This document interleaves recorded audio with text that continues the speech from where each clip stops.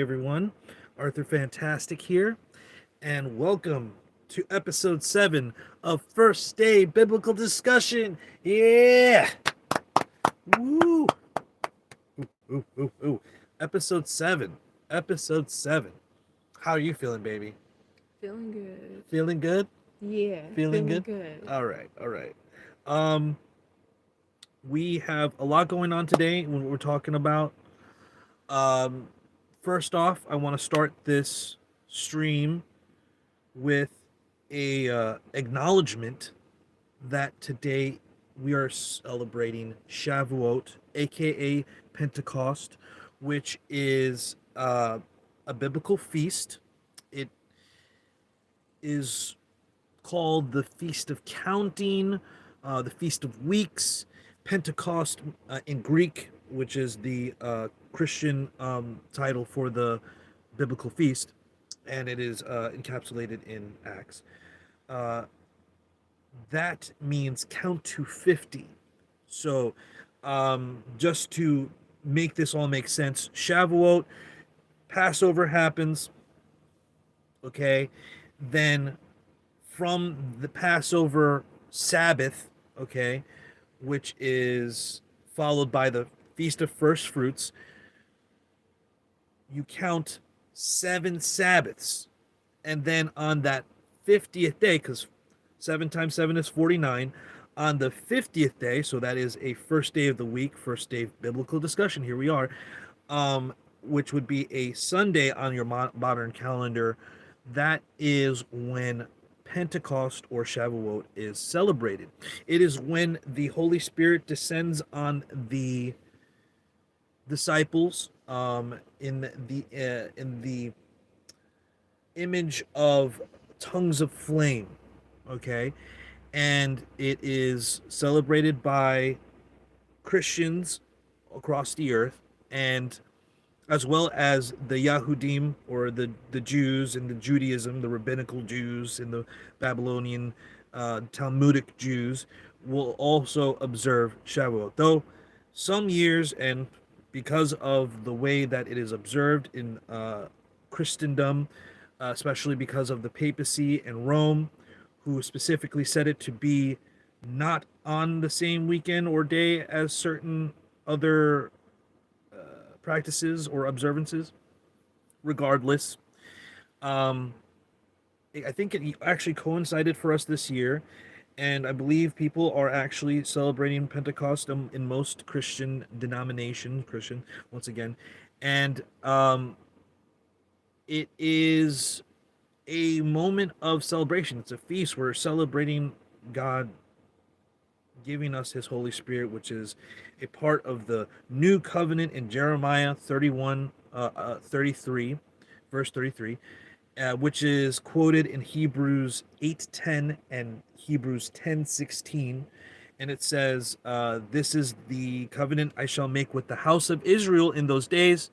I will put my law in their hearts and in their minds, and they will be my people, because they'll have the law in their minds, and if it's in their minds, they'll do it. Right? If you hear it, you do it. Okay, so this is the same.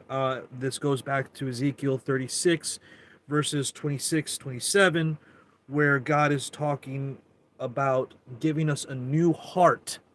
Okay, a new heart, and in that new heart, He's going to give us His Spirit, which will cause us to walk in His statutes and ordinances, aka the law.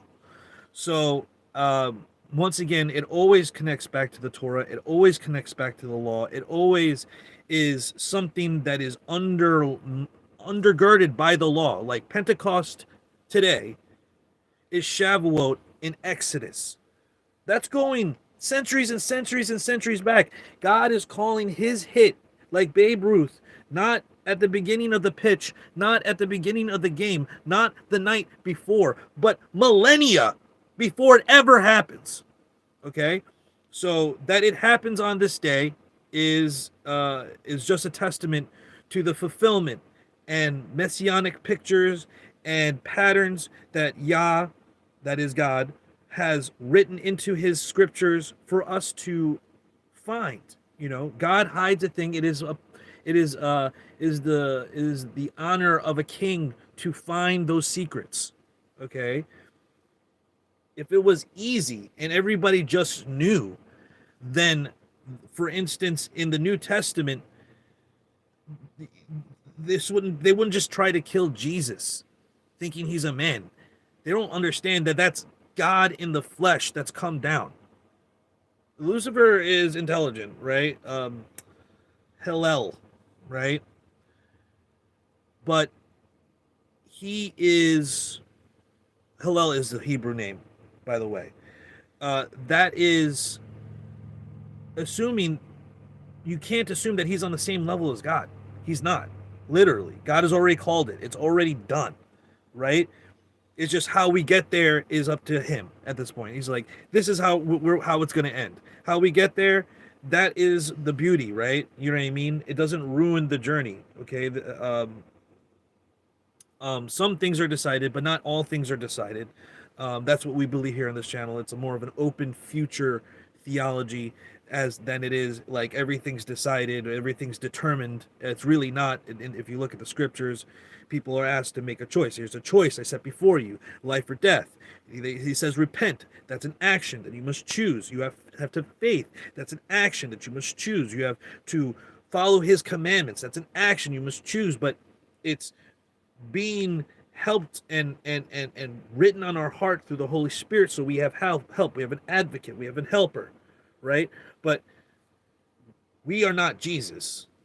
We need an advocate. We need a helper, because we are doing it, but we need help. Okay? We don't save ourselves. Jesus saves us. Okay? But does that mean that we're saved for the rest of the once saved, always saved, as they might say? Is my contention, no, you're not saved. Once saved, always saved. It's a process. You're saved in the process of being saved, and ultimately will be saved through the endurance and if you keep my commandments, you love me. Okay? So all this is to say, happy Pentecost, happy Shavuot, stay well. I know that there's a lot of persecution going out there, brothers and sisters, and we hope that you come here at least, one time a week with us and talk about it, and maybe you check out the rest of the material. Maybe you check out the subscribe star that's in the description. And we have right now, we only have one single tier. It's $5. People who are entering, because we are going to start talking about more serious stuff that we can't put on YouTube, that we can't let the censors put it. We have to put at least a minimum entry gate, and it's like the cost of a coffee now. I mean, it used to be like a couple dollars. Speaking of coffee, we also have a Ko-Fi, which I will be putting in the description, and is also available. Any help does help. We are eventually trying to build up to a website. I'm writing a book, so we're going to go and be traveling with the book. We eventually want to start a physical community, and hopefully these things can help other people to start physical communities, not just themselves, not just their family. You're not removing yourselves from society. You're setting your community apart, Kodesh, holy, for it to be a specific light to the world. You can't, if you put sand and salt in a pile, sugar and salt, and you just want the sweetness, or you just want the salt, it's going to take a lot of time to separate the salt and the sugar, and you're going to get it wrong sometimes. But if you set it apart in the community that can be seen by the world, doesn't mean you don't interact with the world, you don't work out in the world, you don't go and do business in the world and travel. But when you're in a community, because you look at what the Amish are doing, and it's like, oh wow, they really are self-sufficient. They don't need no one. And when someone's in trouble, they really help each other, like the Bible says they should. And they're invested in one another. Do they take it too far? Yeah, I mean, they don't have like any kind of technology. When does God say don't have technology? That's an insane standard. They say, oh, pacifism. Is Jesus a pacifist? No, he's not a pacifist. But I mean, I respect them as believers. I respect what they're doing. And so then you look at the Mennonites and you're like, oh, Mennonites kind of got it a little bit better, but you're still trying to appeal to, like, I don't know, the 1800s, you know what I mean? Some type of older style living. I like that. I'm out here in a rural area. I want to get a community, so we're growing food, and there's goats on the land here, which is friggin' awesome. I get to see animals all the time. They drop the little poop nuggets. It's hilarious. Um, and then you got the Mennonites we're talking about, like 1800s. They're submissive, but they're starting to get more, like, in terms of the women. You know what I mean? The Amish women are definitely submissive. They're definitely getting married. You go to the Mennonites. Okay, we're getting a little bit more modern. But it's still 1800s dress style. Still pacifist. Then you go to modern Christianity, whether you look at Protestants or Catholicism or Orthodox, whatever the F you want to look at, and you see most of the women not getting married, and they're not being as submissive. I mean, this is a large problem that we've been talking on the channel, is that Christianity has a large amount of women that are single Christianity and are on this waiting and soulmate. Waiting. We're going to talk about that in a minute. We're going to talk about, but I just want to finish this idea of a community to make it more coherent. When we talk about Christians today, they're not even living in a physical community. It's maybe like Mormons, but Christians are like, oh, those aren't Christians. And Catholics are like, oh, we're not Christians. Or, oh, we are Christians, but these people don't, or who counts? Okay, we're just going to look at all of our brothers and sisters and to look at it logically and seriously. Outside of a few sects and actual literal churches, which is ecclesia or community, which we're all supposed to be, outside of those things, let's move this a little bit more the way. Outside of those things, we have an issue with in these Christian communities, is that we are dispersed. We're not next to one another. If something goes wrong, there's no one around that's going to be there for help.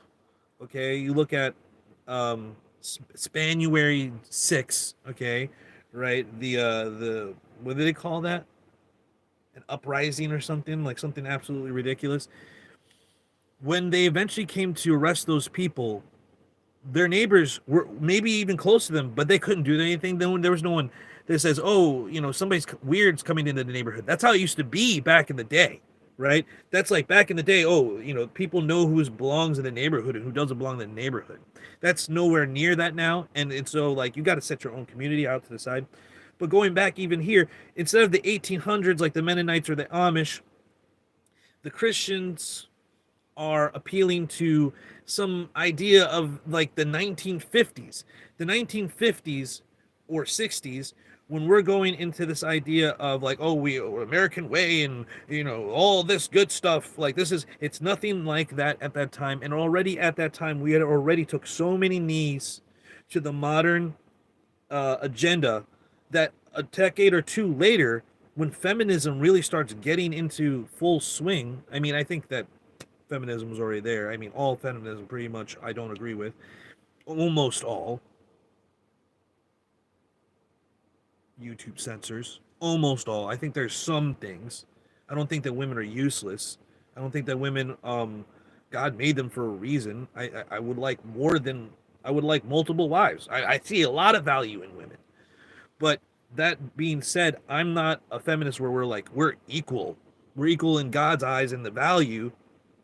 We're not equal in terms of, okay, our authority, our roles and responsibility. And even that was already moved from in the 1950s. So when we appeal to that, the same people who are the modern trad cons now are like, oh, they're equal, and men and women are the same. I mean, that's exactly what the liberals are saying. And they're like, oh, you should just get married. You should just get married. It doesn't matter what happens. Michael Knowles on this channel, we did a whole 10-part video on about him being a literal cuck, telling his son, even if his wife's cheating on him, even if his wife is having another man's baby, to stay with her.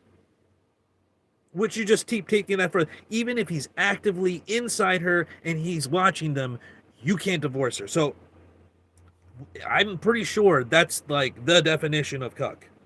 So Michael Knowles, cuck, stamp right on the head. And how is that fucking in any way traditional or conservative? It's not. It's effeminate and weak, and that's what it's all become. And when it becomes effeminate and it becomes weak, then we start appealing to ideas that have no biblical basis. Okay? Biblical basis, community. There's that. Well, literally, the word church is Greek for ecclesia, which is the for the Greek equivalent of the Hebrew kahal, which all literally means assembly, community, called out assembly, congregation. Okay, and they're supposed to live with one another. They're supposed to live in community. It's not just meant for one landmass in the Middle East. You're supposed to live together. When the apostles are starting churches, they're starting communities.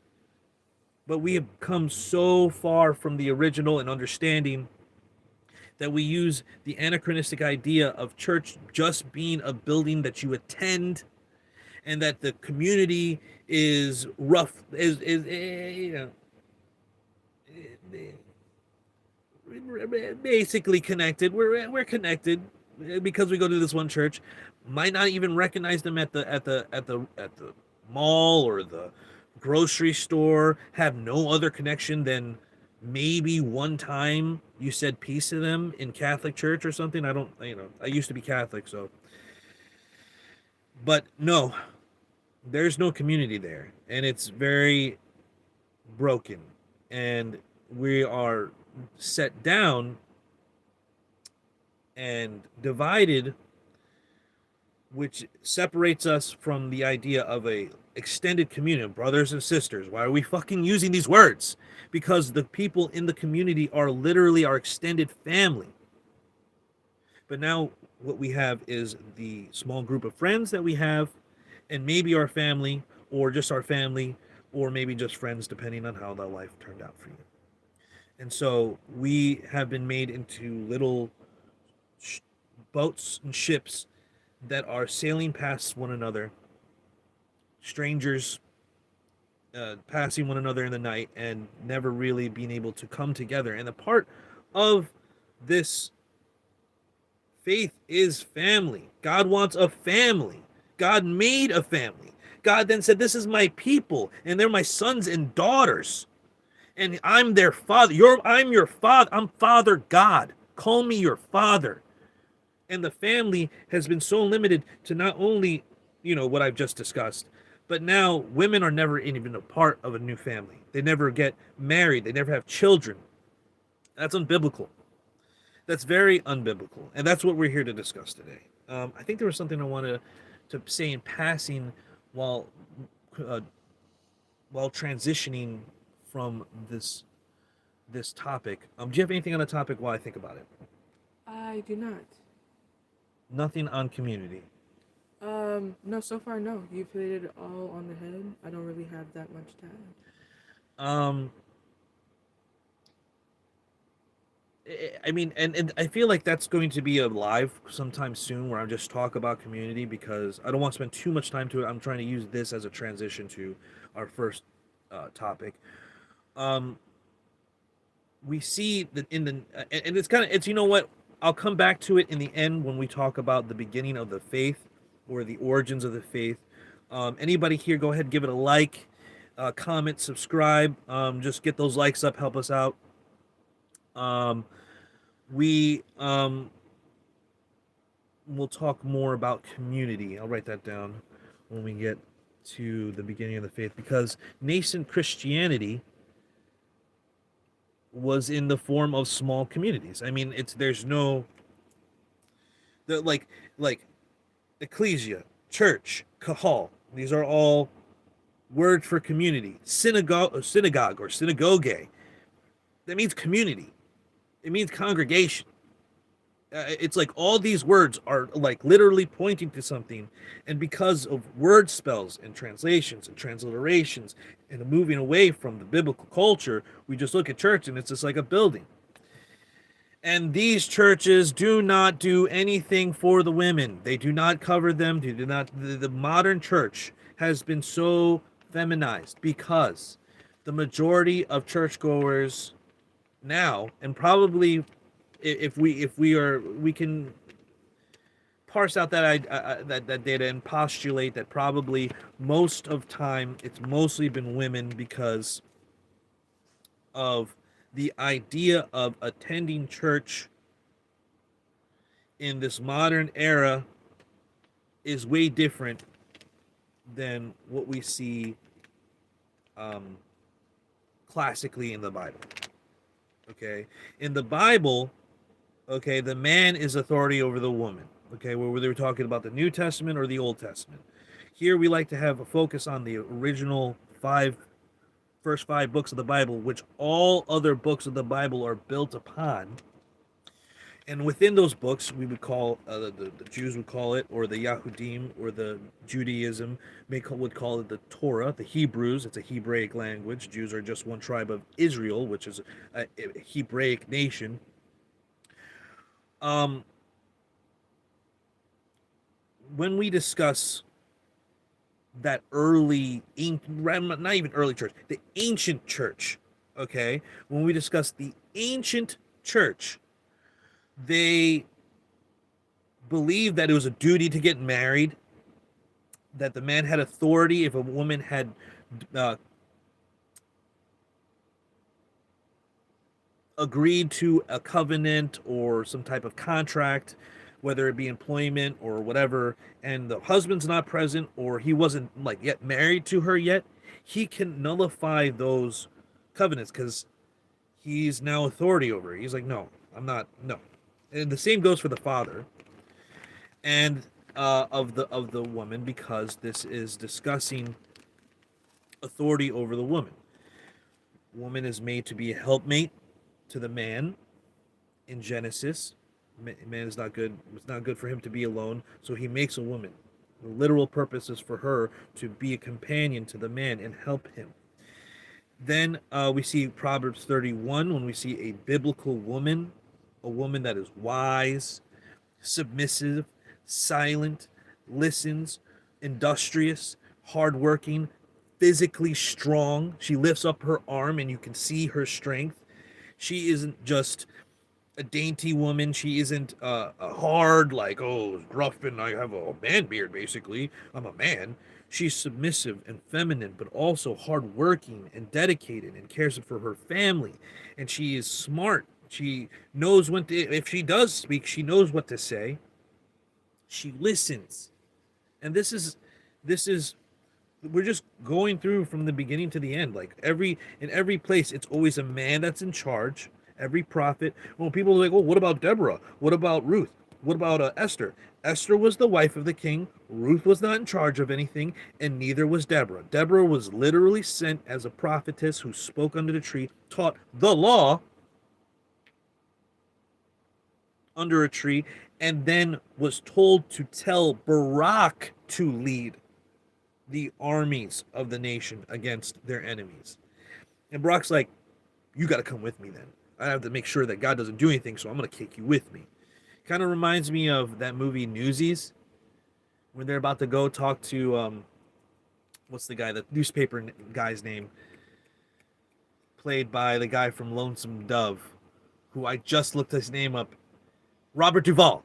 It's played by Robert Duvall, and you're like, what is Robert Duvall doing in Newsies? You know what I mean? A musical with Christian Bale as a kid. Anyway, he's about to go in there, talk to him, make a deal because the Newsies are getting fucked up. And he's about to walk in there. He's looking tough. He's like, I'm taking the kid with me. You might soften him up. And he rips him in there. And that's basically what Barak, I don't even know if he's considered a judge, but he's like the leader of the army, the general of the army. That's what basically he does with Deborah. So Deborah goes with him. That wasn't what God sent her to do, but not everything's determined beforehand, and so God is a deal maker. You know what I mean? He knows that he has to work around the free will of a human, and so he's like, all right, Deborah, you go with him. Don't worry. we will be victorious. I mean, I literally sent it to be victorious, but he's got to ask for you, so we're doing this. God is honest, but God is honestly like way more badass about it. I'm just giving you a paraphrase. Um, we go through. In fact, Ruth is begging Boaz. She sneaks in at night. When he wakes up, he begs Boaz. She begs Boaz, please redeem me. Please be my family redeemer. That is when a woman in a family died. Her husband dies. She becomes a widow, and she doesn't have an heir. A close relative is to redeem her. It starts with the brothers, but it can be far off relative and stuff like that. Boaz was a little bit more far off, and she begs him, and he says, "Okay, oh, whoa, you're so humble, and you're a good woman. I'm going to wait. You go outside, and we're going to do this in the right way in public, okay?" But she goes after Boaz. She's begging Boaz. She's not waiting. She's not in charge. Okay, same thing for Esther. Esther is just writing a letter to the king. Writing a letter to the king. She's writing a letter, and she's not in charge. The king is. We go to the New Testament. There is no women in charge there either. There's no. It literally says, "I forbid there to be a woman to have authority over a man," says Paul. Okay, it says, "Women, submit to your husbands." Peter says, "Submit to your husband in everything." Timothy, even if he's a non-believer, you submit to your husband and everything because your deeds may convert him. Paraphrasing. Same thing in 1 Corinthians 7. You have to submit to your husband and don't leave your husband. Okay, they can leave, and then you're free from it, but you don't leave, because you still honor that covenant. You're a covenant keeper. You're an oath keeper. That's a part of the faith. You keep your oath. You keep your word. You say the truth. You don't bear false witness. And as a woman, you submit to your husband. As a man, you protect her and love her. As a woman, you respect him. These are all biblical ideas. I'm not putting something forward that I haven't that someone else hasn't written before me, literally the apostles and New Testament writers. So we look even further into this idea of waiting, and we see Paul discussing in, I think it's 2 Corinthians or 1 Corinthians? Timothy? Can you look that up? Widow list. Widow list. There's a widow list that you can be a part of when you're a woman that's been widowed, but you're only allowed to be a widow. First Timothy 5. 1 Timothy 5. Okay. 1 Timothy 5.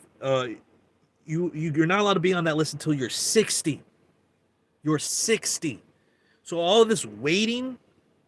No. It literally says in the same said chapter, 1 Timothy 5, that he advises young women, unmarried, and young widows, the young unmarried and the widows, to get married. And then he explains all the reasons why. And it's literally all the things can you bring it up? With all the things that we see happening in our world today. Okay? We don't see the positive repercussions or consequences of a large amount of single women. We don't see anything positive from it. We actually see very negative results. Okay, we've been seeing. Have you brought up the Bible verse? First Timothy 5. Bring the entire chapter Yeah. up. Thank you, baby. Not only is the entire Bible going toward the idea of being a married woman, being in a marriage, okay? Because if you have any of those feelings, okay, it is better to marry than burn with passion, 1 Corinthians 7, okay? So people are like, oh, well, I don't have those feelings or whatever. I'd rather... No, it doesn't say if you don't have those feelings sometimes. If you have those feelings, you should get married. And the very, very small minority of women and men that don't feel any sexual feelings at all don't have to get married. Don't have to. But can they? Yes. Should they? Probably. But this is, he's given his own advice. Paul delineates when he's giving advice as opposed to when it's God's advice and God's command. And here we go real quick. But refuse, this is 1 Timothy 5, verse 11, but refuse to enroll the younger widows, for their passions draw them away from Christ. They will want to marry, and thus will incur judgment because they are setting aside their first faith. At the same time, they will also learn to be idle, going from house to house, not only being not only idle, but also gossips and busybodies, discussing things they should not mention. Busybody. Oh, I'm so busy. I'm too busy for a man. I've got too much work. I'm so career minded. I don't know. Gossips. Gosh, gossips. We know this. Going from house to house. Oh, I'm just going to drink some wine and we're just going to talk with the ladies. How is that getting you not single?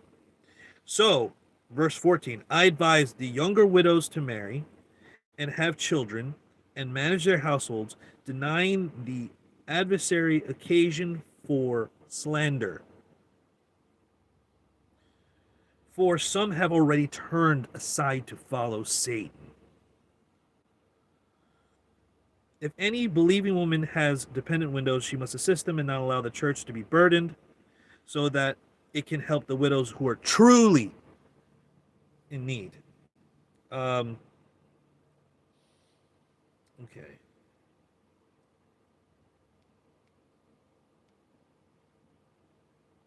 Yes. All right. And I believe yeah.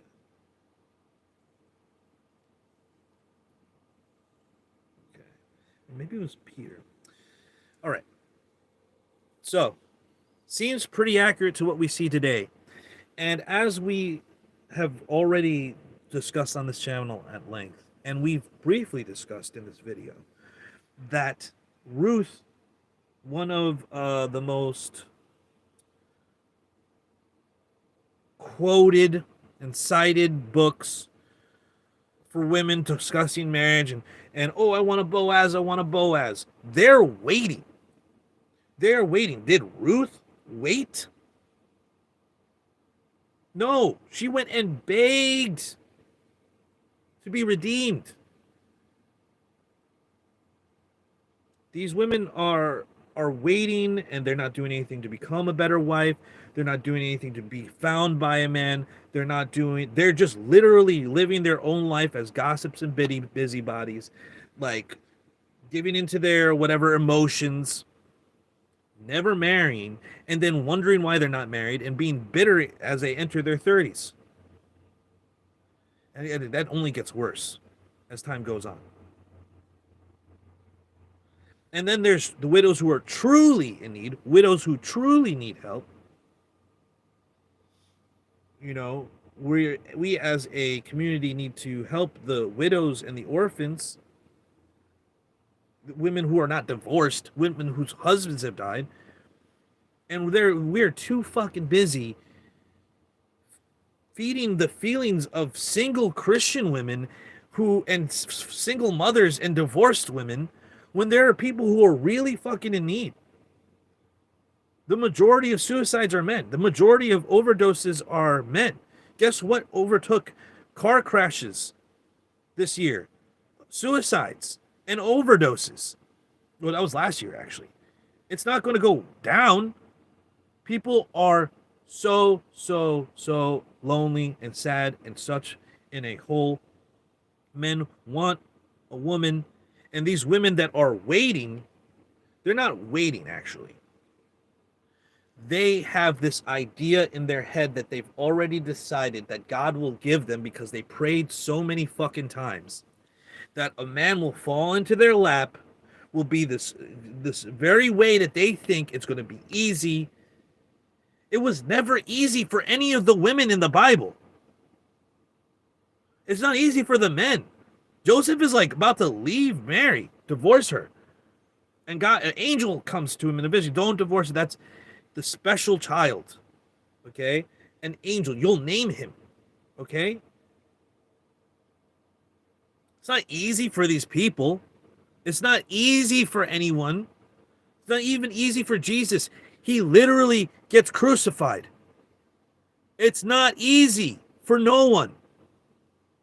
But that's what these women think. And men are approaching them and they're just saying no because they, oh, he does this, or maybe he, there's something they don't, there's just something they don't like. And the women will talk themselves out of a relationship. They'll be in a relationship, these single women who are waiting, they'll get into a relationship and they'll talk themselves out because this man isn't meeting up to her standards rather than her meeting the man's standards, because it's all about them. It's a self-centric way of thinking and pursuing relationships. And as they wait and really are in a shell waiting for a particular man that they've been praying for, all of the men that they have approached them and are of good value, if they're in a church or they're going to a singles ministry, or there's got to be some good men among the men that are approaching them, they say no. And then they stay single for year after year, fornicating outside of marriage. How is this Christian? How are we looking at women in their 20s and 30s in the church and they're not married and thinking, oh yeah, they're not having sex. They're doing a good job. They're just waiting for marriage. 3% of women say that they hold themselves for marriage. What are we doing as a community, church? What are we doing? Nothing. We have things like this idea of soulmate. Please tell me where soulmate is in the Bible. Do you know where soulmate is? No. Because it's nowhere in the Bible. So it's not in the Bible. It's not in the Bible at all. Where do you think it comes from? The Romans and the Greeks. The Greeks. You're right. It comes from the Greeks. It comes from the SPA acrostic. Socrates, Plato, Aristotle. I believe it's Aristotle. Where soulmates were these people. We as beings were created with like 4 legs and four arms. And we were connected at the navel. And one day there was some kind of separation. And out there's just one person that perfectly fits our puzzle piece, our soulmate, the other half of our soul. What the fuck is that? Even the word first off, the Old Testament is in Hebrew. So the word soul doesn't exist there. The idea of soul doesn't exist there. And anytime someone might say soul in the Old Testament, it's nefesh. And nefesh is the same as throat, or also my entire being. God says my nefesh. He refers to his nefesh, his entire being. Okay, it's not just our spirit and our soul. We are connected to this body. We will have a glorified body in the new kingdom, a glorified body. Why wouldn't we not have bodies? We think that it's going to be we're going to be little spirits floating around for the rest of the time. Like our upper bodies are going to be there, but our bottom parts of our body, it's going to be like a toothpaste. You squeeze a toothpaste and got a little drip. You know what I mean? Mm-hmm. Like Casper the Ghost. You know what I mean? Like a genie. And we're just going to be little spirits with no special private parts and no children. And animals. Who is there going to be animals in the kingdom? No, it's just going to be people. No animals.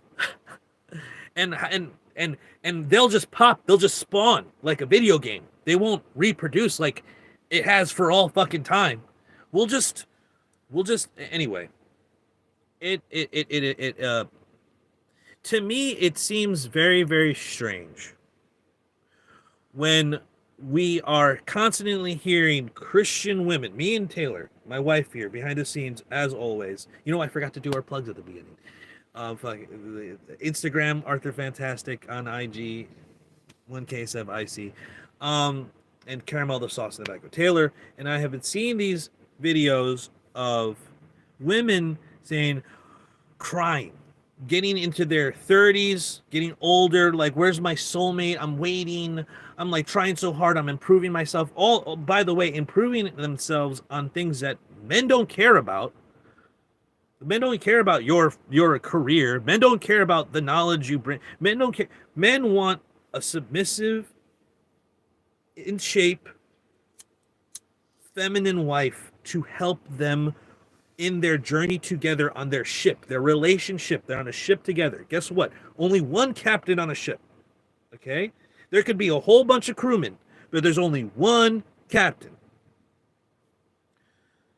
And it all will go to shit if they don't listen to the captain. And likewise, all will go to shit if the captain isn't a good captain. That's why he has to have the Bible and the Word. But does that mean he does something wrong or does something that you feel is out of line and you don't submit to him anymore? No, because that's another thing women will do. I'll discuss that in a moment, where they're selectively submissive. Oh, you submit to a man when I'll submit to a man when he only if he. So who's in control there? Who is in control of that? I know that you have something to say about this. I'll let you. In fact, before we go back into soulmates, why don't you talk about how you hate it when women discuss being selectively submissive?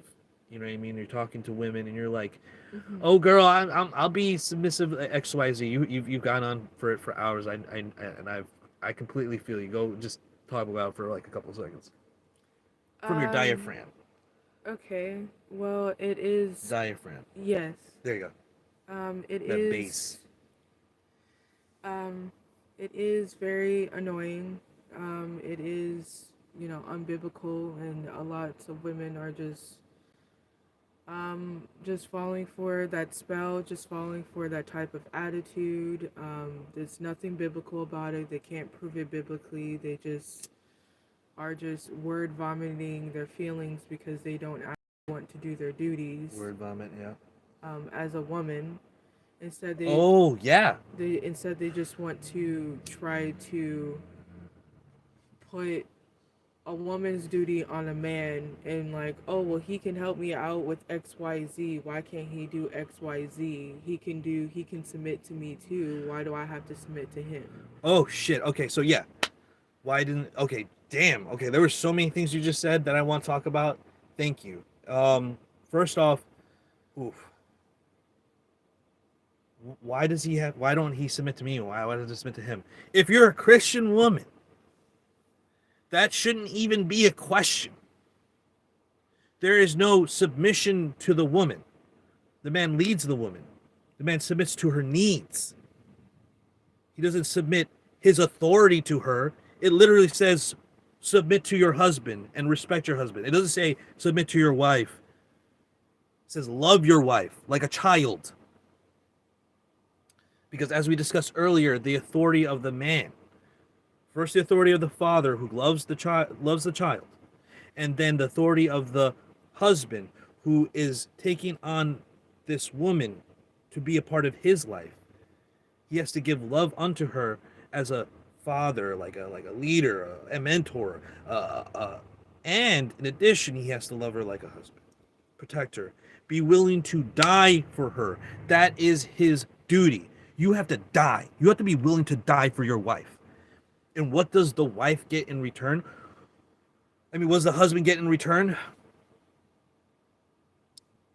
Why do I have to submit to my husband? You know what I mean? Like, he's supposed to help me with my things. Why isn't he paying for my things? Why is he helping me with my things? You're literally supposed to go into a man's life and help him. The woman is the helpmate. The man isn't the helpmate. The man is already tending the garden. He's the custodian of the garden. The garden. And he's like, it'd be nice for him to have a helper. That would be nice, and to have, a companion, someone. So he makes a woman for him. And it's so out of line from what women are now. Now the man needs to be all these things. He needs to meet her standards that are not even biblical. They're just worldly, and like, oh, he has to be 6 foot tall, and he has to be 6 figures, and he has to have at least 6 inches. Of course it's 3 6s. Of course they want 6 6 6 something. that doesn't have any kind of allegorical or figurative or metaphorical meaning to the Bible. Ugh. And so we see these women needing, quote unquote, these things that they don't need. And then they make it like, oh, well, he wasn't my soulmate. No, you didn't do what was necessary to keep that relationship. As we talked about in our last first day biblical discussion live stream, marriage is a practical and a spiritual decision. It is not merely a feeling that you feel, oh, I feel this.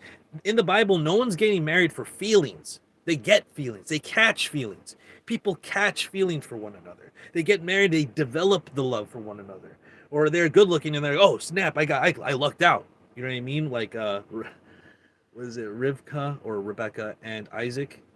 You know what I mean? He sees her. He's like, oh. I mean, when the servant sees her, he's like, oh, yeah, this is the one, right? And then Isaac sees her. She like takes off her veil or something. She like does something to look real nice. She's like, ooh, and he's like, oh, and he immediately takes her and then goes into a tent and makes her his wife. All right, there wasn't a priest involved. There wasn't any vows. They knew the deal. The deal was made. He takes her and then runs over to tent to attend to business. You know what I mean? And then she serves him, and he serves her for the rest of their days. All right. It's not this crazy. People have made it so overcomplicated, and then when they make it overcomplicated and they don't first appeal to the Bible, they appeal to their feelings, and they're like, oh, this don't feel right. Oh, I don't like this. This isn't right. I just think this is. It doesn't matter. When you're married, you're supposed to get married. You married. Now you have to honor that marriage for the rest of your life. You're an oath keeper. We discussed this already. So we look at these women who don't want to take the responsibilities, right? That's what you were saying. They're trying to find excuses not to do their role, right? Well, he wasn't dominant enough. He wasn't leading enough. He wasn't submitting to the father in the way that I think is the right way for him to submit to the father and the biblical message. That's not your fucking place as a woman, okay? And then they will do it even beforehand. I'm kind of saying that that's in a kind of a relationship already, but even beforehand, they're like setting this high standard for their soulmate, which doesn't exist in the Bible. There is no one. The only one is Yahushua, Jesus Christ, the one God who is one with the Father, Son, and Holy Spirit. Oneness. One. Okay? So they are one, and he is the only one that exists in the Bible. There is no one out there for you to discover that will be the one for you, the one that the small soulmate that will check all the ticks and all the boxes. And no, this is a practical and a spiritual decision. Spiritual because it's your duty, practical because you need a man in your life to protect you, or otherwise you're going to have children or not, and they not have a covering over you and the children, or you're just going to be alone and be working until death. You know what I mean? You're not going to be able to retire. You know what I mean? Or you're going to have to work really, really hard and then be really bitter about it in the end because you had to work so hard and you didn't all the the man that was supposed to be there, it wasn't there, and so all the hard shit that you had to go through is taken up. You know what I mean? And we blame other people, we blame the society, and then we don't take accountability for ourselves and our own decisions. And it's so prevalent among women because women don't have to be accountable for anything. There's always some man or other woman willing to take that accountability away, make them feel better, be nice to them instead of being kind like Jesus, who would tell them the truth even if it hurt. And so we have that faux Christianity, that fake niceness. We have that fake Christianity that is pushing Greek soulmates and fake ideas of waiting and allowing women to continuously perpetuate this idea, which is resulting in these numerous unmarried, uncovered women in the in the church, and them just not being covered isn't the problem, because for the most part they're covered for a reason. They're chaos. They're supposed to be a man in authority over them, whether it be their pastor, their father, their husband. And there isn't that. And so they live a chaotic fucking life. They have chaos. They have problems. Men solve problems. Women fucking stew in their problems, and they loop in their problems, and they think about their problems, and they feel their problems. And finally, then they may solve their problems. Or they may loop right back to the beginning. And so that's a problem for men too, but it's a serious problem for women. And that this is why we have all 1 in 4 or 1 in 3 women possibly now, I think, that are on some type of psychotropic drug. You know what I mean? Is it psychotropic, psychopharmaceutical feel good drug? Okay, from the pharmacy, from your doctor, because of course the doctor is going to give you that drug to make you feel nice. I mean, there's not changing how you fucking look at everything and be sad about everything, and reevaluate your life and make the right decisions. But a lot of women cannot see from outside the perspective, and so they're stuck in these perspective, and they're stuck in these problems. And that's why that's also a problem, because they will affect the people around them, and they themselves need to, I mean, they say don't save them. They don't want to be saved, but they really do need to be saved. And at first, there needs to be a philosophical, from a theological standpoint, a philosophical, theological shift for them to start acting not like feminists, but like the submissive, biblical, humble women that we're here to serve. And they will get a man that will serve them. You get what you reflect. I want to serve. You will find a woman that wants to serve you. Hallelujah. Praise Yah for giving me my wife. She serves me. I serve her. It's just this simple thing. And people don't want to look at it. People literally, the modern society and all the programming is trying to make it look like marriage is a prison. It's the thing that will save this earth right now from the impending doom that it is coming upon. Not only the society, this nation, this entire earth. If people turn to God, it's going to save you, obviously. And then if they built a church based on a nuclear biblical family, they will have built their foundation, right? They will build everything on the foundation of the Bible. The foundation will have been solid, not the sand that they're building on today. These women are on sand talking about soulmates. That's not in the Bible. These women are on sand talking about waiting, which is all waiting. Wait. You need to wait. You need to wait. You need to wait. Yes, you need to wait once you are courting somebody not to have sex with them. Yes, you need to go through a particular process to go through these theological and philosophical shifts, right? So you need to wait before you're ready. But if you're just waiting and waiting for it to be the perfect time, it will never happen. If you wait for the perfect time, you will die first. You will wait forever, says Napoleon. You got to go. You have to seize it. You have to make action. It is an active faith that we live. We actively have to live in faith to the Lord, as we say, all right, or Yah, or Yahuwah, as we say on this channel. We have to actively do what is right. And that is what we know that the church needs to do, according to 1 John 2. Keep his commandments. He who does not keep his commandments is a liar, and the truth is not in him. So that takes us to further discussion of the church. I think that I think that's enough discussion on waiting and soulmate. I mean, if you look out there, there is the Bible Project. You can look up their word study on the word soul. But there are other places where you can look up on the word soul. I'm not the only one discussing this. I didn't make this up. So when you see the word soul in the New Testament, you might want to think more being. The very being. You don't want to think of a disembodied spirit or soul.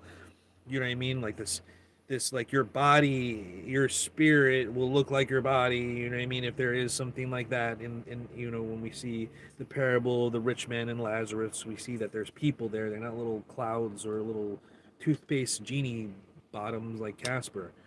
Um, and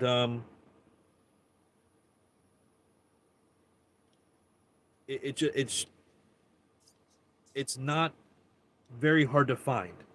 It's only like when you start questioning even the words that you're using and the things that you believe that you'll find something like, oh, soulmate's not even anywhere near the Bible or anything that should be believed in if I'm a Christian, let alone the word soul, which is not really what is like compared to what we see as soul, compared to what it really means in its original form, like nefesh in Hebrew, and it's like your entire being.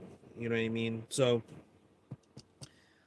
let that sink in. And obviously there's more depth and variety to the meaning of certain words. They have certain, you know, you have the Paleo Hebrew, which can help you connotate different meanings by using each letter by letter, because each letter has its own meaning, because originally the language was pictographic, like a like a like a like a hieroglyph. You know what I mean? Those are images that are put together, and it's probably the oldest one. It's probably, it looks like it predates Egyptian hieroglyphs, but that is up for debate.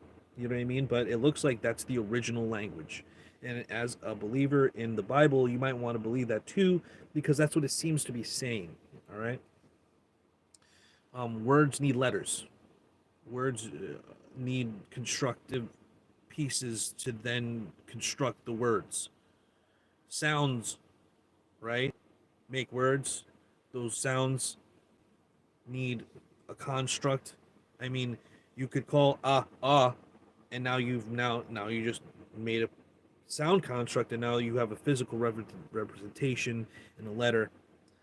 Um, anyway, that might be a little bit too much. Anybody that wants to look more into this type of thing, you could go look at Eriktology, Eriktology, here on YouTube, available for, and also just looking up Hebrew word studies, very interesting.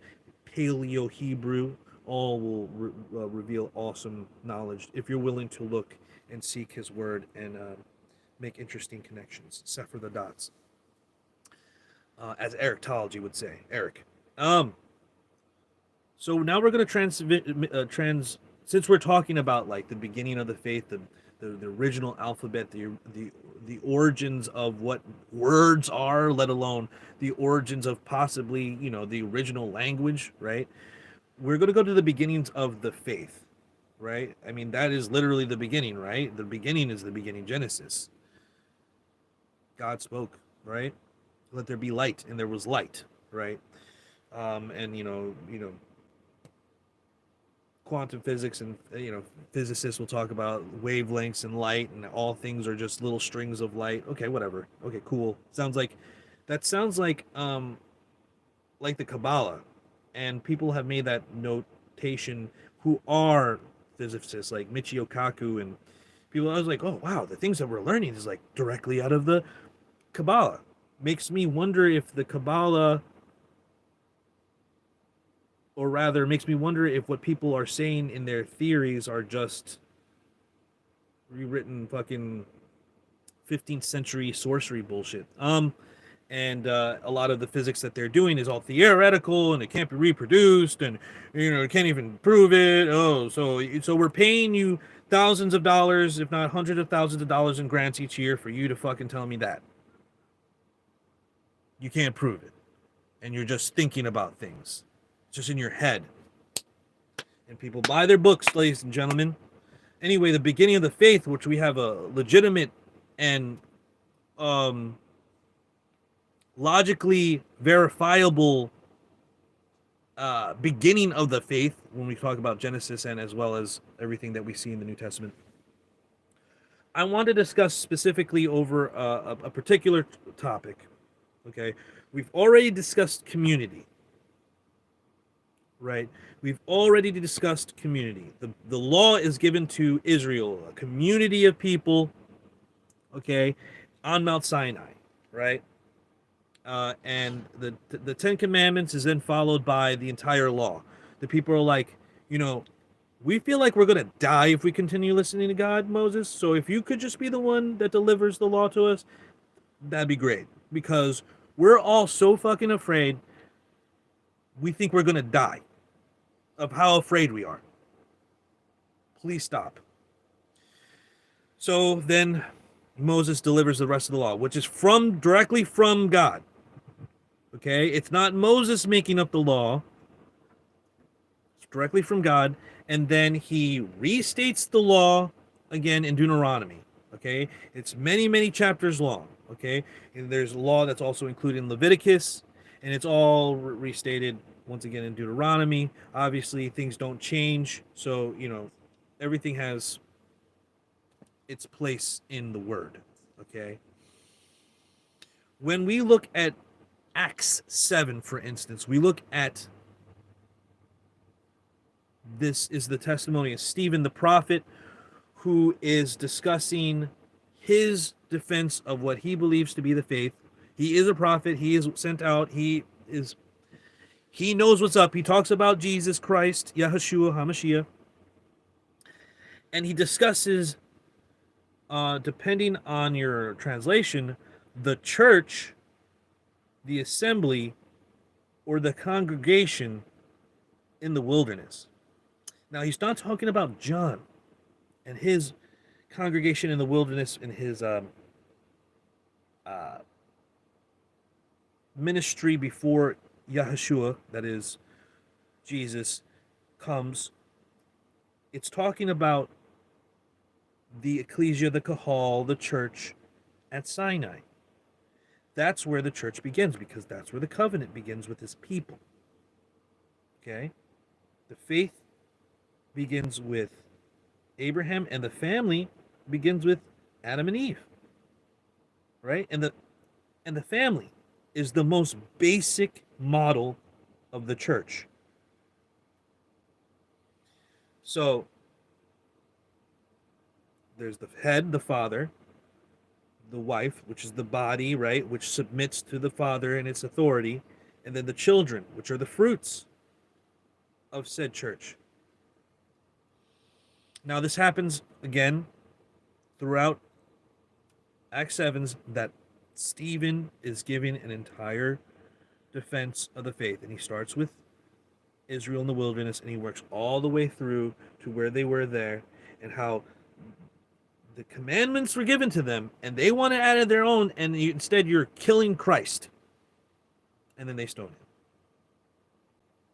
His testimony is perpetually, forever in Acts 7. Can you bring that up real quick? I just want to quote a particular verse. Now, not only does this connect to the beginning of the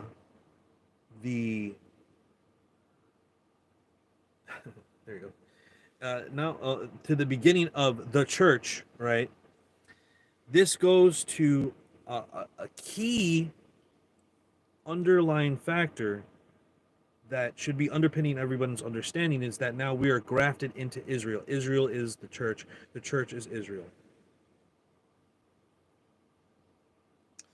So I'll just go Stephen's address, the call of Abraham, Joseph sold into Egypt,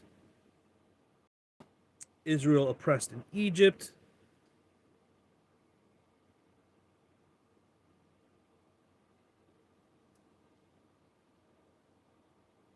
trying to find this particular verse.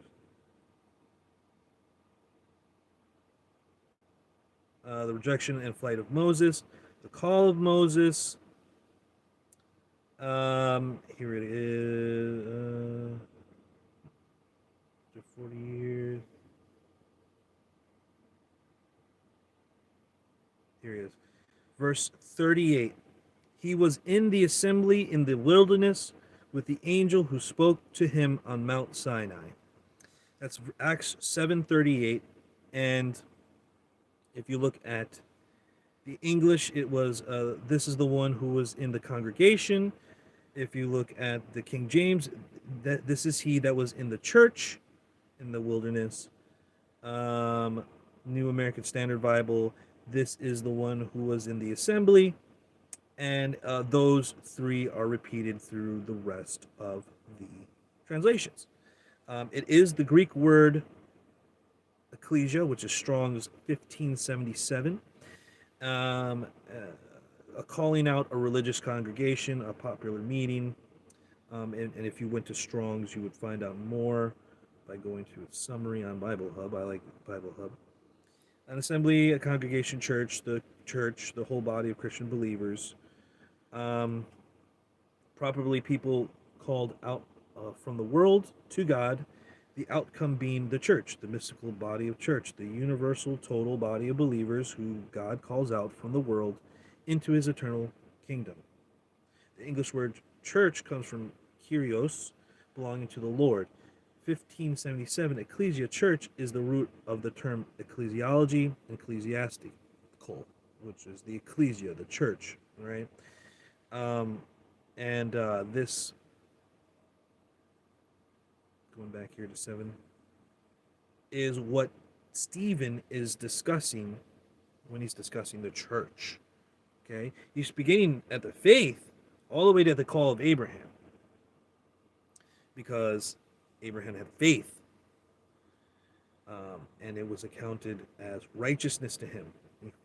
He followed his statutes and ordinances as well. Like, oh, how did he have the law? He talked to God. All right.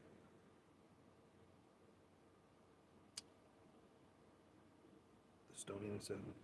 Okay, here we go.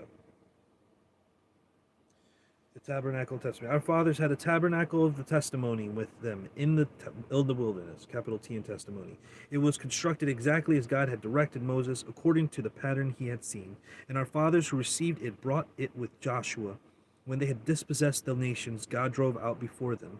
It remained until the time of David, who found favor in the sight of God and asked to provide a dwelling place for God of Jacob. But it was Solomon who built the house for him. However, the Most High does not dwell in the houses made by human hands.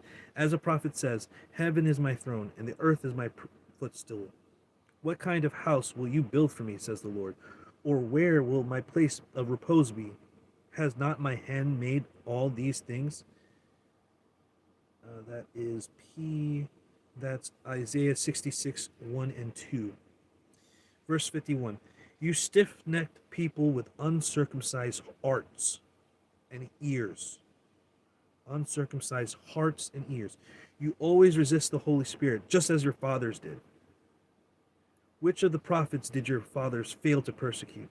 They even killed those who foretold the coming of the righteous one. And now you are his betrayers and murderers. You who received the law ordained by angels, yet not kept it. So we had a law, they didn't keep it, and they even murdered the righteous one who lived it perfectly.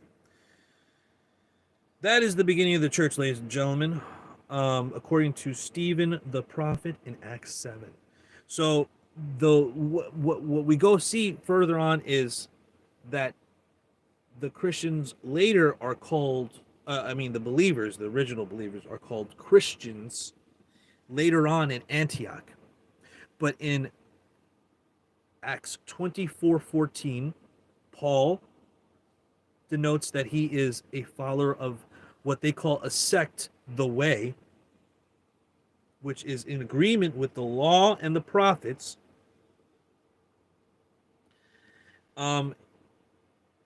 They also call him in Acts 24:5, the ringleader of the Nazarenes. Now, this is important. Hold that for a thought. In Mark 16:6, Jesus called Jesus the Nazarene, or Yahusha,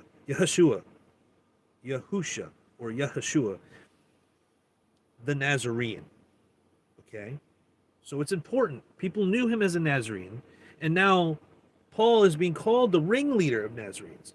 So what is the significance of this? We go to Matthew 2:23, and we see that, and he was called, the prophecy is that the Messiah would be called a Nazarene. He would be called a Nazarene. Now, once again, all of these are rendered in the English as Nazarene, Nazarene. However, there is no prophecy in the Old Testament, apocryphal, extended text, or not, that says that he will be called a Nazarene from Nazareth. But that's a problem, because Nazarene is a transliteration of some Hebrew word. Okay? We know this because the Old Testament is written in Hebrew. The Old Testament is written in Hebrew. So how could the prophecy, which is mentioned in Matthew, which is, according to the early church fathers like Jerome, was originally written in Hebrew and then translated into Greek, is meant for the Hebrews? There are over 5,000 texts of Matthew, I believe. There might be that might be all text of the New Testament in Hebrew. I'm not 100% sure. It's originally in Hebrew. There are scholars, there are copies, or there's like a copy of it from a particular rabbi that preserved it in his tradition. There's also another one that I believe was the Dead Sea Scrolls. Once again, confirming the early church fathers. I don't think we have a full copy for the Dead Sea Scrolls. What is this? What is he talking about? There's nothing Greek in the Old Testament to say, oh, the Nazarene. He'll be a Nazarene. What there is in the Old Testament is that there is no vowels. Vowels are little symbols in modern Hebrew. Symbols. So what you have is consonants. So what do we have with those letters that might be translated into Hebrew, from Hebrew into Greek, and now we trying to turn them back? What can we find? Well, we can find Isaiah saying that the Messiah will come out of the stump of Jesse. He will be a branch. That word is natsar, which means branch. Natzar. So that would be a NTZR. Resh. Oh man, what was that middle letter? TZ. Don't remember. Not important. You can go look that up yourself. I'm still a novice in my Hebrew, so it would be like noon something resh. Okay. TZ. I cannot, for the sake of me, think of it right now. So natsar, that word is branch. And if you were to say that in plural, it's Natsarim. Natsarim, Nazarene, Nazarene, Natsarim, Natsarim. Okay, not only is the word Natsar, or those letters, could you look up those letters for me? Actually, just look up Matthew 2:23 for me. Thank you, baby. Man, I love you, babe. You're like the best behind the scenes person. I mean, I know like I feel like if I turned and looked back, you would have like a chalice of, like a not even a chalice, a flute of champagne ready for me. Oh, here you go, my lord.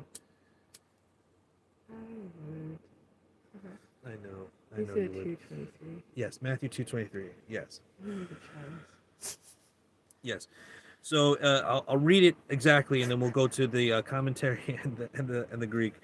And he went and lived in a town called Nazareth. So was fulfilled that was spoken through the prophets. He'll be called a Nazarene.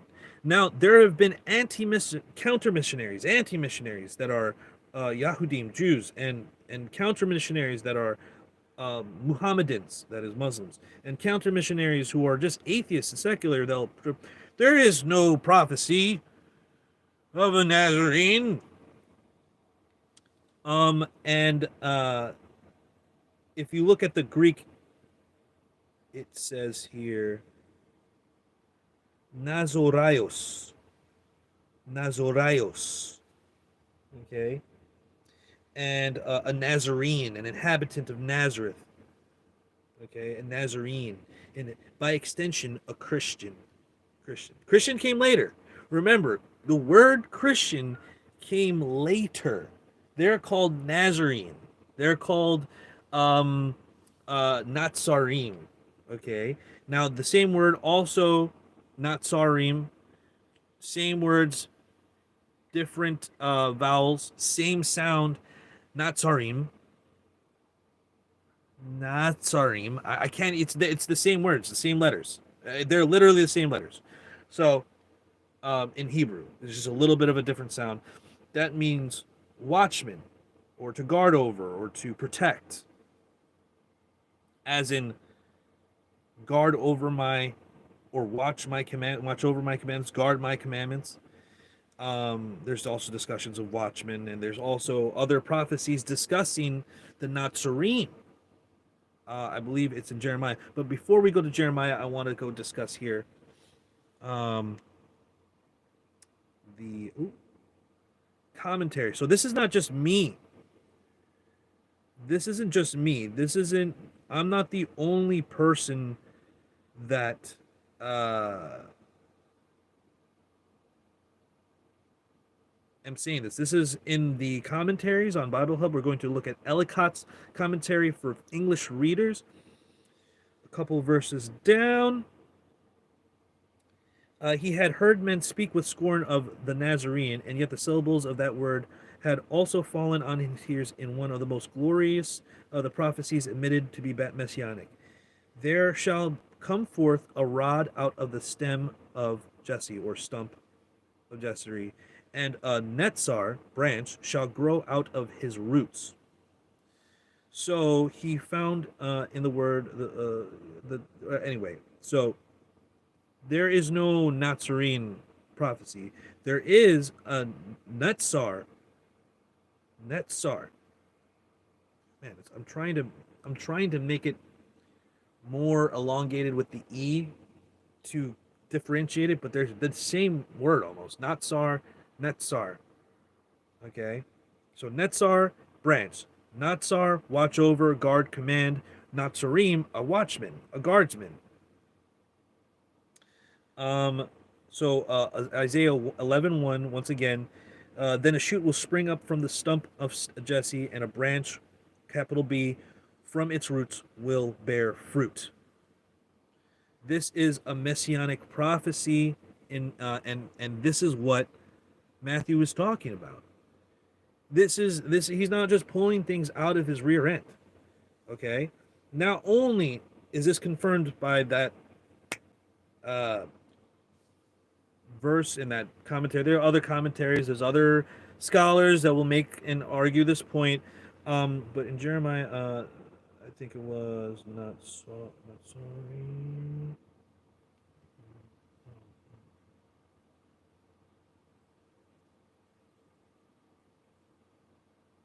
Okay.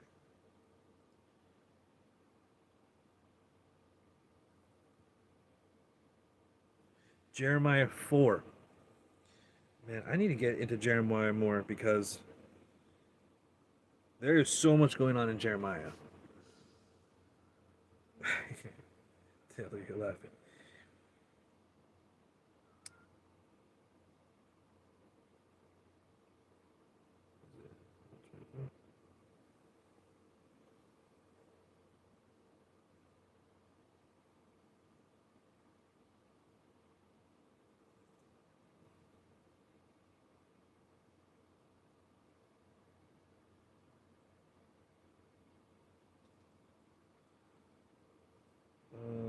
Okay. And sorry, I have to get into the Hebrew here to make sure.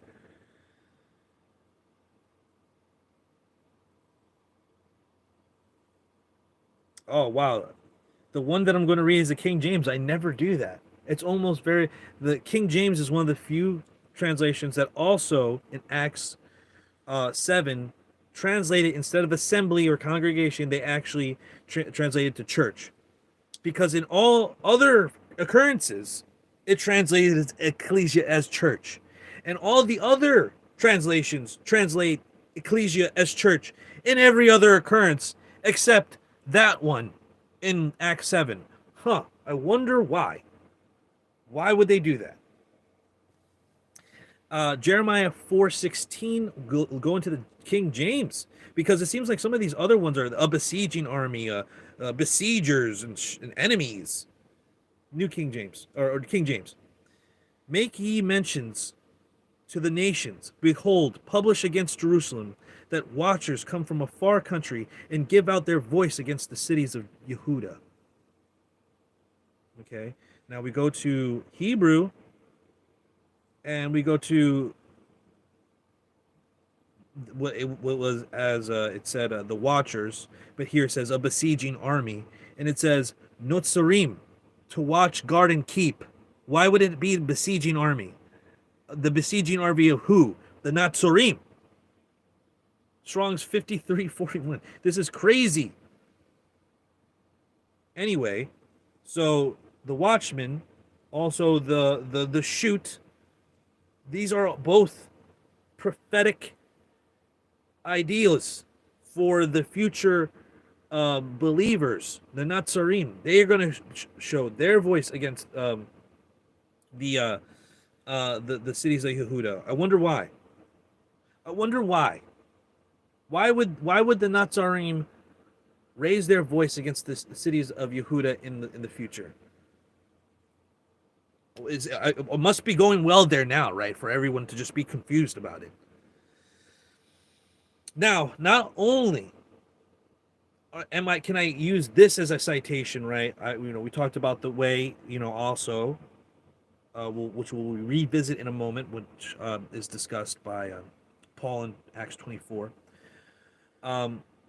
We have modern Jews, or Yahudim, as well as the ancient Jews, calling Christians Notzrim, Notzrim. Where is this coming from? Is that based on the word Christian? Notzrim? No, it's based on the idea of the Natzarim, or the Natsar, or the Greek transliteration of this idea, Nazarene. Nazarios in the Greek. Okay, so but how it would the prophecy that Matthew is talking about from the prophets in Matthew 2:23, how would their prophecies in the Old Testament be in Greek? So there must be a transliteration issue, and once again, God hides a thing. It's an honor of a king to find these things. And I'm not the first person. I just literally cited a commentary on Bible Hub, one of the largest Bible websites that you can use. It's not the only commentary that makes this connection, and it's also not the only scholar that's ever made this connection. So once again, that is that. Now, if you want to look at the word Christianity, Christian, look up the etymology of the word Cretan. Now, if you look up the word of the etymology of the word Cretan, which is a word for like idiot, other words I can't use because we're going to be censored. It goes back to French Creston, and then Christianos in Latin, and then finally the Greek Christianos, which is archaic for poor fellow, an idiot, poor fellow, a mentally disabled idiot, if that makes more sense of the word that I can't use. Poor fellow, okay? So this isn't something that the Christians called themselves. It says in Antioch, this is the first place they were called Christians, okay?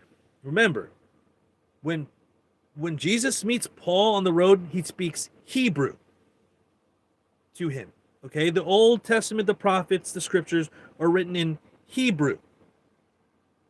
Okay, not Aramaic. They're written in Hebrew. Some may have been translated in Aramaic. There may be some extant Hebrew manuscripts, but they're written in Hebrew. Okay, we're even finding clips of things in Paleo Hebrew. These aren't unverified documents that we only made in the new time. These are things that have existed for a very long time. Okay, and so uh, when does the name Christian come into place? It comes into place when the Greek word Christianos is put upon the Christians in it as a term of derision. Poor fellow idiot.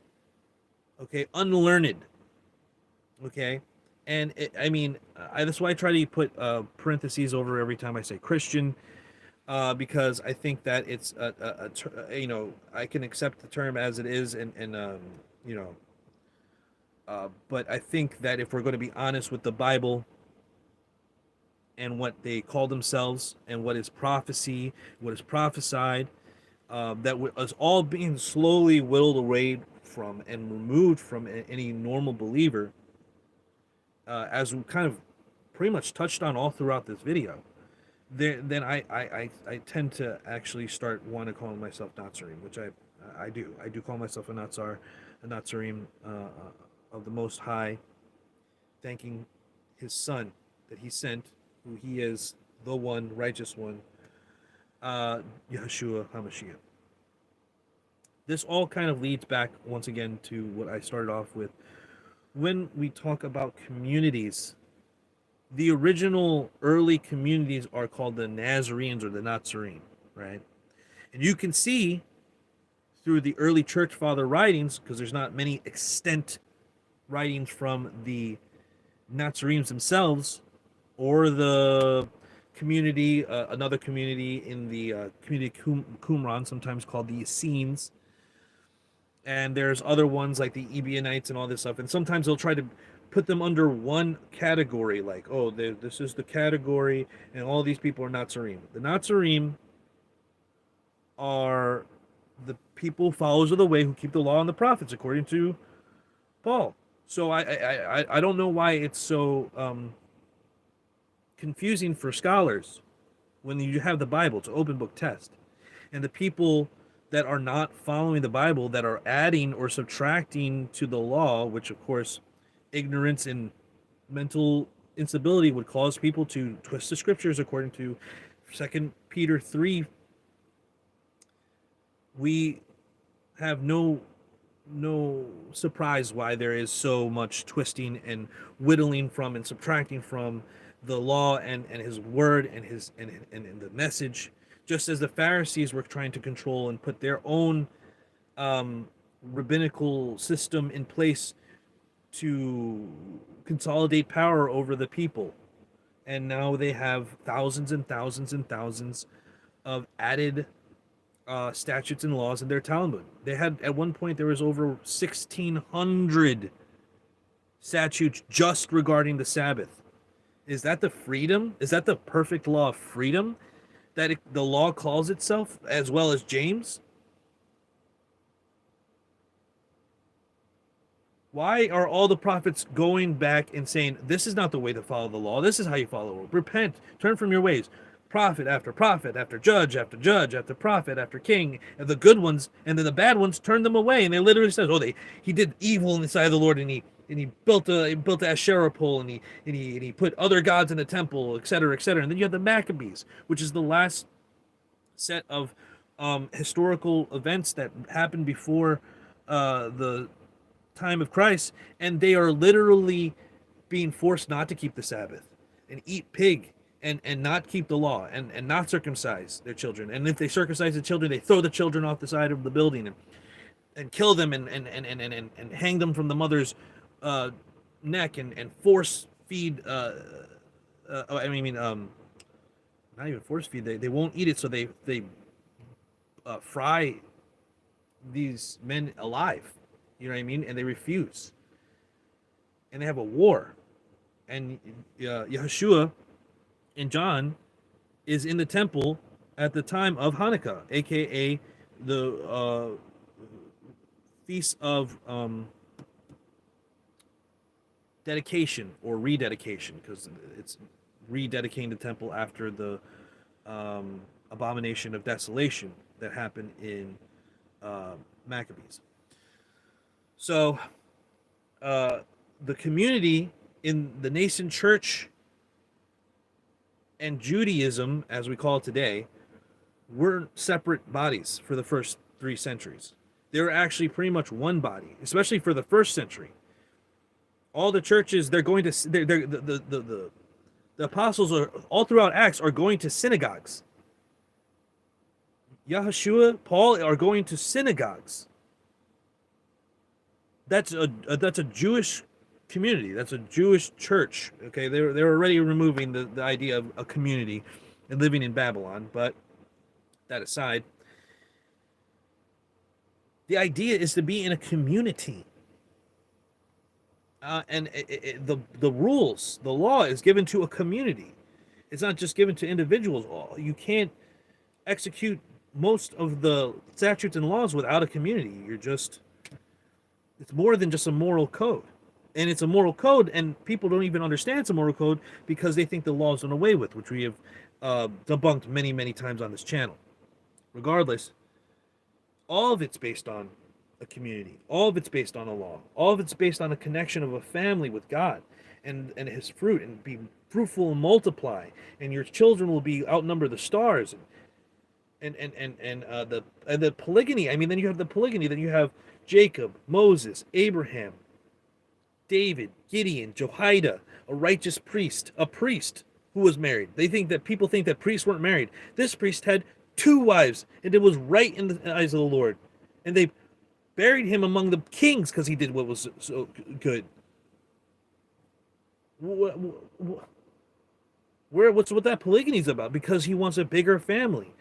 God identifies as a polygynist in Jeremiah 3, verse 8 through 10, and Jeremiah 31, verse 31 through 33, and Ezekiel 23, the entire friggin' chapter. And these are just off the top of my head. There's more, but those are my favorite because they're so blatant of him calling himself. Well, this is a metaphor. This is a parable. This is a.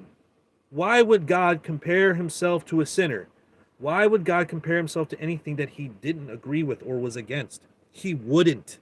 And therefore, God isn't a sinner, and it isn't a sin because he allows it in Exodus 21:10.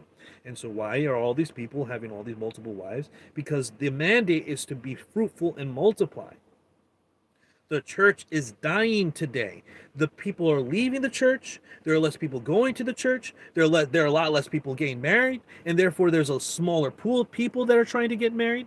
And because of the institution being absolutely destroyed, it is nothing like that in the West or in the modern culture where we get any of the benefits on a man. It's all benefits to the woman, and it's all but detriment, double down detriment, in fact, that it would be better not to be married to a person. Why? That's the church's fault, isn't it? The church's fault. Where is the fucking church on this subject? It's removed. It's not a community. The family is broken up. Christianity is in its own diaspora, in Babylon. Now it is also dispersed. There is no community. The Puritans had communities. The Amish have communities today. The Mormons have communities. The Jehovah's Witnesses have communities. Hey, even pagans have communities today. But it seems like Christians are fucking afraid of being called a cult when they have a community. They killed over 25 children with the Branch Davidians. People are still afraid of doing things like that, living in a community. They killed children.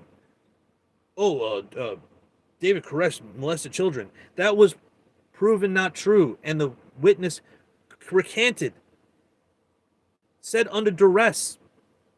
There's no proof of any allegations either. And even if that were true, they could have nabbed David Koresh at any time outside of the compound.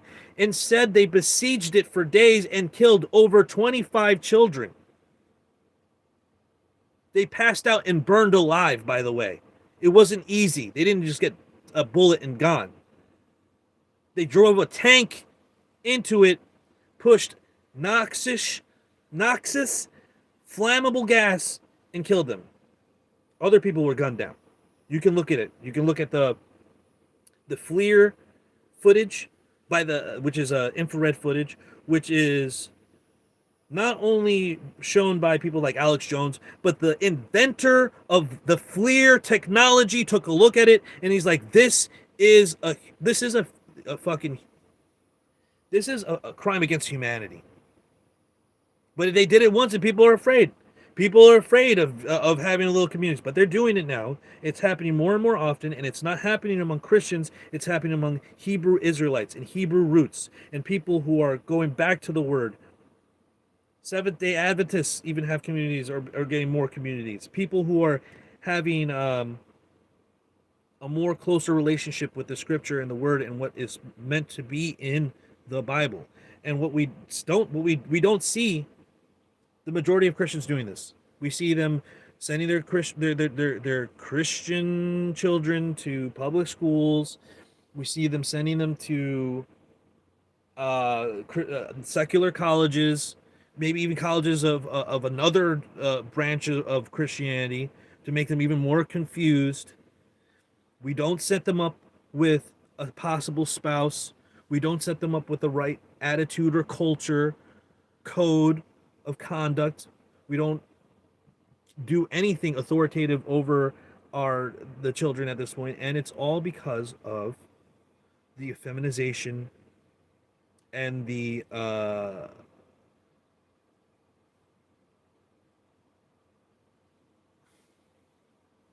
permissive doctrines that have been accrued over time because of that effeminization. Women want permission to do everything. They want permission because they know that it's not right. But if you're given permission, they'll do it. If you say no, women will give to shame. But it must be in a community of people who are affected. The whole thing insists upon itself for it to work. For shame to work, you have to have the honor. You have to taught the children the honor, the standard, the code, shame, honor, etc., respect. And then they have to have people who they fucking care about to shame or honor or respect them, to enforce that code. It literally says in the Bible, if a brother sins, you tell them in private. And if that's not enough, you bring 2 or 3 witnesses. You tell them in private again. If that's not enough, you tell them in front of the whole church, the whole community, not in front of the building.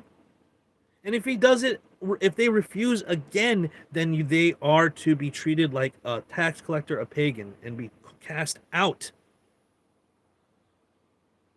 Now everything is like, oh, well, that's New Testament. That's New Testament, by the way. How is that Matthew? I think that's Matthew. How does that look like anything that we're doing today? We're just accepting anyone as soon as they come in. If they're a porn star like Nala, we put them on a pedestal and say, hey, look, we got this porn star who was absolutely degenerate before to convert. And now, even though they don't fucking know shit about Christianity, we're going to let her teach and have shows and talk to people. What the fuck? Why? She hit the wall because she pushed too far. And now people are letting her grift on Christianity, quote unquote, Christianity. Well, then don't count me in with that. I'll be a Nazarene. But I still do count Christianity as my extended family that needs a significant change, a switch in perspective. And I pray that every day.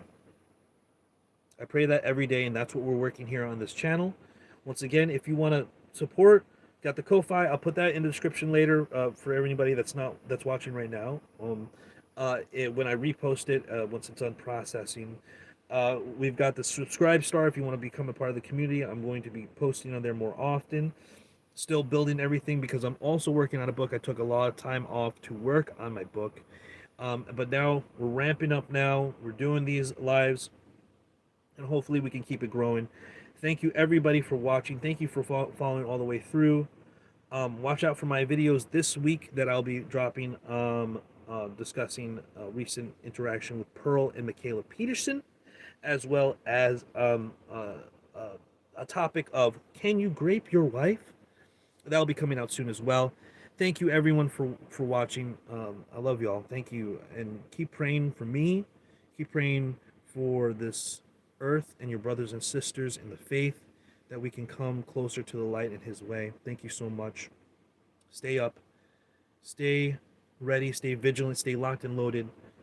Shalom, shalom. Be ready to give your defense of your faith. Peace. In. Love y'all. Thank you.